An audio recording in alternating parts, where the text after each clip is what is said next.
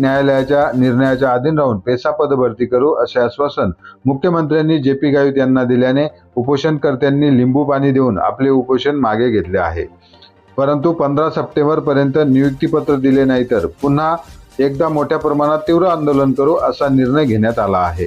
या बैठकीला मंत्री विजयकुमार गावित, शालेय शिक्षण मंत्री दीपक केसरकर, विधानसभा उपाध्यक्ष नरहरी झिरवाळ यांच्यासह महसूल विभागाच्या अपर मुख्य सचिव, वित्त विभागाचे सचिव, आदिवासी विभागाचे सचिव, शिक्षण विभागाचे सचिव यांच्यासह इतर अधिकारी वर्ग मोठ्या संख्येने उपस्थित होते। तसेच आंदोलनकर्ते, भरती प्रक्रियेतील उमेदवार तसेच सर्व आदिवासी आमदार उपस्थित होते। ही बैठक रात्री उशिरापर्यंत पार पडली। याबाबत उपोषणकर्ते प्रसार माध्यमांसमोर सकाळी काय प्रतिक्रिया देतात हे देखील बघणे तितकेच महत्त्वाचे ठरणार आहे। महाराष्ट्र क्रांती न्यूज साठी मुख्य संपादक प्रकाश बागुल, नाशिक। बातम्या पाहण्यासाठी आमच्या